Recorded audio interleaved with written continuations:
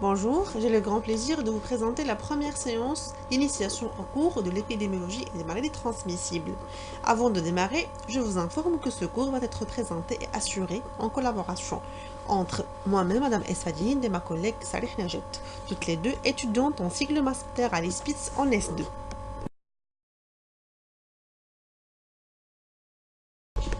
Notre séance suivra le plan suivant. On démarre par la définition des concepts, puis les objets et domaines de l'épidémiologie. Ensuite, la chaîne de transmission et l'enquête épidémiologique. Et enfin, avant de conclure, on passera à la surveillance épidémiologique.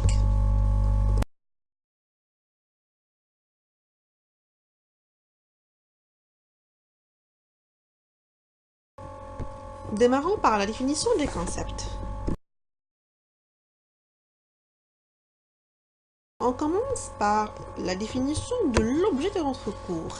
Qu'est-ce que c'est que l'épidémiologie? Eh bien, tout simplement, c'est une étude de la répartition, la fréquence et la gravité des déterminants d'une maladie et des pathologies dans une population. Autrement dit, l'épidémiologie, c'est une carte d'identité des maladies et de tout ce qui constitue un problème lié à la santé de la population et de la communauté. Elle nous renseigne sur ceci.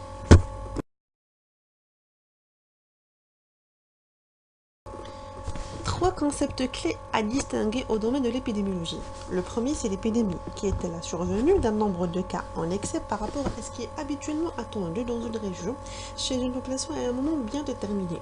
Le meilleur exemple, c'est la grippe saisonnière. Pendant toute l'année, nous notons des cas de grippe. Mais bon, au cours d'une saison et pendant une phase bien déterminée de l'année, ces nombres de cas atteint un pic.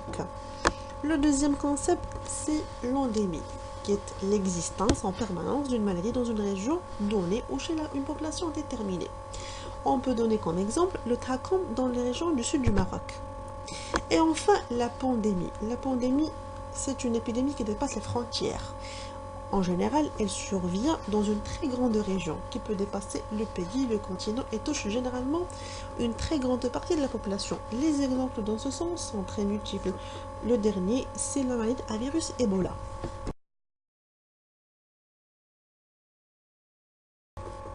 Maintenant, un concept très répandu au quotidien, la prévention. C'est l'ensemble des actions fournies afin d'éviter l'apparition de problèmes de santé. On peut distinguer trois niveaux de prévention. La prévention primaire, qui réside dans l'ensemble des actions individuelles ou collectives requises afin de diminuer l'incidence d'un phénomène lié à la santé, qui peut aussi être l'ensemble des actions de promotion de santé. Le meilleur exemple en est la vaccination et la supplémentation en quelques vitamines, par exemple la vitamine D en faveur des bébés afin de prévenir le rachitisme ou bien la supplémentation en fer et en acide folique en faveur de la femme enceinte en vue de diminuer les accidents liés à la grossesse. Le deuxième niveau, qui est le niveau secondaire, réside dans les ensembles des actions menées afin de réduire la prévalence d'un phénomène de santé, sa durée ou bien son évolution. Le meilleur exemple, c'est le dépistage précoce de quelques maladies. Et enfin, la prévention tertiaire, qui consiste à réduire la prévalence des incapacités chroniques ou bien la récidive. C'est en général l'ensemble des actions de réhabilitation. On peut donner comme exemple la consultation ophtalmologique chez le diabétique.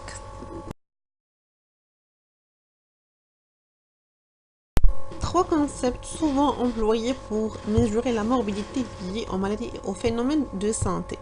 La fréquence, c'est la quantification de la survenue ou de l'existence d'un phénomène de santé. Elle est mesurée souvent par le taux d'incidence ou le taux de prévalence. L'incidence, c'est la mesure de l'état de santé d'une population dénombrant le nombre de nouveaux cas, uniquement de nouveaux cas sur une période donnée. Et enfin, la prévalence, qui est la mesure de l'état de santé d'une population dénombrant le nombre total ou bien le cumul des nouveaux ou des anciens ou autres cas de maladie à un instant donné sur une période donnée de l'année.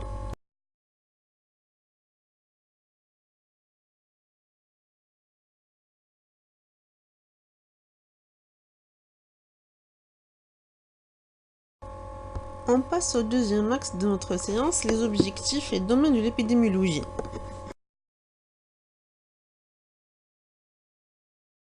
L'épidémiologie est une discipline à très grande utilité. On peut en citer quelques objectifs. En premier temps, elle permet de définir et de classer les maladies. Dans ce sens, elle contribue à faire de meilleurs choix de méthodes de diagnostic.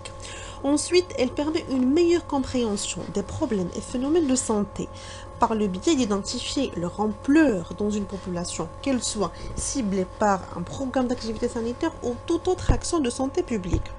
Ensuite, elle permet d'instaurer une meilleure prévention, car elle découvre les étiologies des déterminants des maladies dans une communauté. Ensuite, elle permet d'évaluer toute action de santé publique et surtout l'efficacité des programmes d'activité sanitaire. Et enfin, non pas l'objectif de l'épidémiologie, mais la finalité de l'épidémiologie, c'est d'assurer une meilleure surveillance épidémiologique.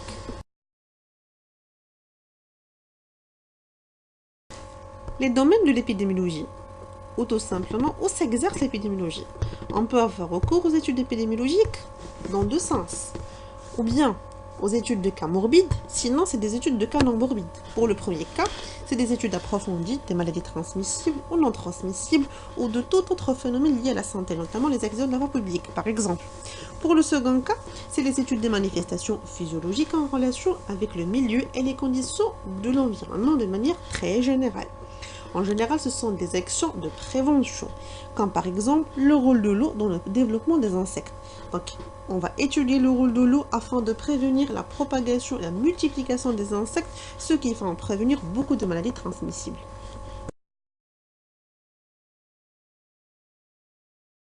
On peut désigner trois branches de l'épidémiologie. L'épidémiologie descriptive, d'une manière générale, permet d'estimer le taux ou le pourcentage de personnes présentant un état de santé dans une population définie. Elle permet ainsi de formuler des hypothèses étiologiques, comme par exemple le taux d'incidence du cancer de la vessie est 6 fois plus élevé aux États-Unis qu'au Japon. L'épidémiologie analytique, c'est celle qui cherche les causes réelles des problèmes de santé. Elle permet ainsi d'étudier l'association entre les facteurs de risque et de maladie. Elle s'intéresse à définir l'impact de l'exposition à des facteurs pouvant jouer un rôle dans l'apparition d'une maladie. Par exemple, la relation entre l'exposition et l'incidence de la maladie. Comme exemple, la relation entre l'activité physique et l'ostéoporose, ou bien l'impact de la pollution sur l'asthme, ou bien la classe sociale et son action sur la surmortalité. Enfin, l'épidémiologie évaluative, c'est celle qui est en rapport avec les actions de santé en faveur de la collectivité. Elle permet ainsi de mesurer les effets d'une action de santé par rapport aux objectifs bien déterminés en avant. C'est une vraie aide à la prise de décision.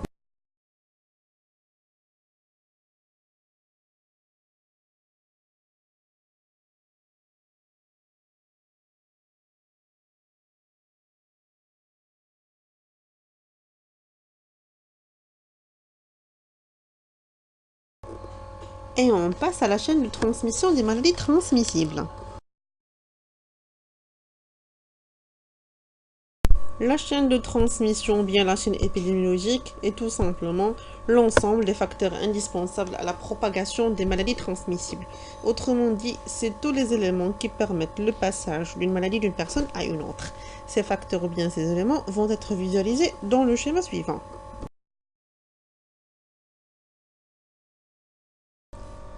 La chaîne épidémiologique démarre par ce qu'on appelle l'agent infectieux ou bien l'agent causal. C'est lui qui va causer la maladie.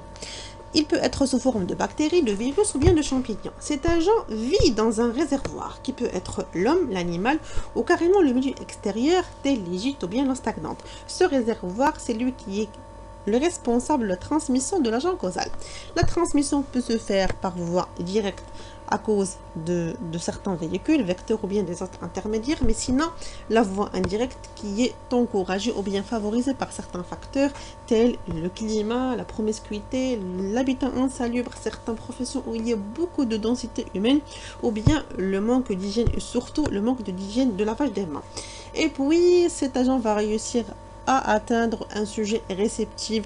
La plupart des cas, c'est des gens ou bien des sujets vulnérables, des personnes tarées, nouveau-nés prématurés ou bien des femmes enceintes, ceux qui sont plus disposés, mais sinon, ça peut aussi être des personnes dans des états normaux.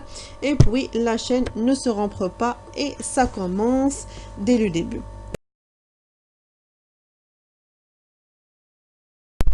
On passe à l'enquête épidémiologique. L'enquête épidémiologique, c'est la recherche et la réunion de témoignages en vue de définir la cause d'une maladie, ses modes d'extension, les moyens de propagation et les moyens de prévention. Tout simplement, comme son nom l'indique, enquête. Enquête, c'est une sorte de traque. Imaginez que vous êtes dans un film policier, votre criminel, c'est le problème de santé, vous allez le traquer, vous allez le suivre, vous allez essayer de l'apprivoiser de près dans toutes ses dimensions. Elle permet l'évaluation de la situation sanitaire d'une population affectée par une maladie, la recherche des facteurs de transmission et l'étude des mesures de contrôle et d'éradication de cette maladie.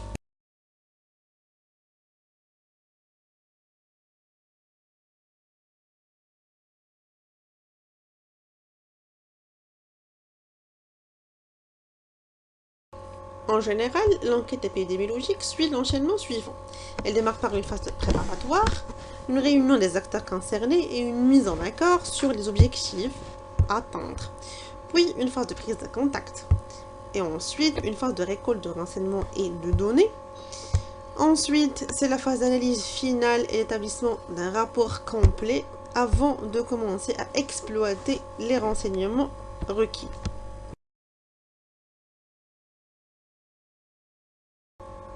Et on passe au dernier point, la surveillance épidémiologique.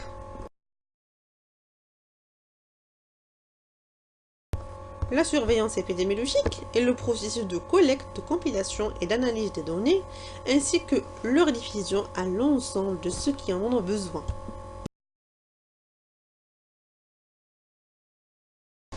Ces objectifs sont multiples, on peut en citer la description des phénomènes de santé, qui permettra une meilleure prise de conscience des phénomènes de santé, ainsi la détection et l'alerte sur l'apparition des phénomènes et des fléaux de la santé, parfois qui se passent d'une manière discrète, souvent pour les cas sporadiques et les endémies, et enfin, elle permet d'évaluer les efforts et les actions menées en santé publique.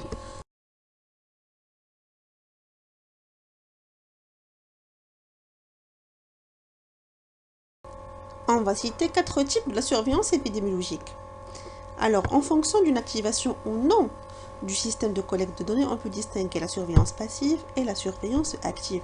Dans le premier cas, les données remontent à l'organisme de collecte sans son intervention directe. C'est le cas de l'assurance maladie ou bien du régime de déclaration obligatoire des maladies. À son opposé, la collecte active nécessite l'intervention directe de l'organisme coordinateur, qui met en fonction ou bien qui met en œuvre les moyens spécifiques allant jusqu'à la rétribution des acteurs producteurs. Dès lors, ce système est très coûteux, mais elle est plus efficace et plus assurant. On parle aussi de surveillance continue ou périodique. La surveillance est dite continue, le cas des bases de données médico-administratives et de la plupart des registres de morbidité et de mortalité. Elle est ainsi périodique, c'est le cas de la grippe saisonnière par exemple, où la surveillance n'est pas continue mais elle s'étale dans une période et finit et s'arrête par la fin de l'épidémie. Enfin, la surveillance spécifique étiologique ou bien syndromique. Bon, en général, il est admis que la définition des cas se base sur des syndromes lorsqu'il s'agit de maladies pour lesquelles les prestataires n'ont pas l'habitude de poser un diagnostic étiologique ou lorsqu'on n'a pas accès aux moyens de le faire. On peut encore citer l'exemple de la grippe et d'autres syndromes qui font craindre des maladies infectieuses graves, parfois même à déclaration obligatoire, tel le syndrome respiratoire aigu sévère.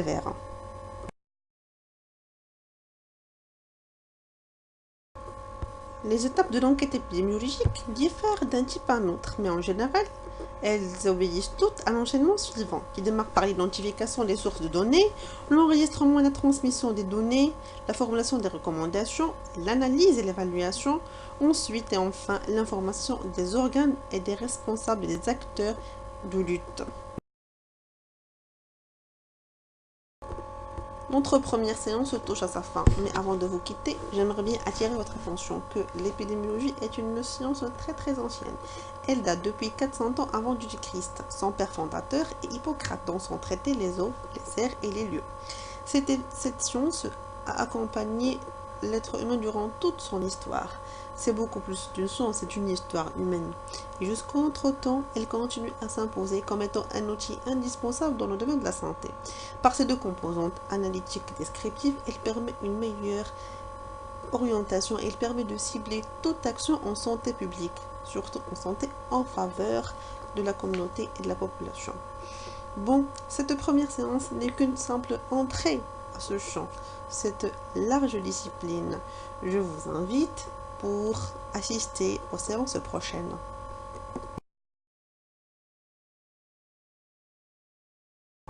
Merci de votre confiance et merci de votre attention. Soyez très nombreux à interagir et à demander des questions.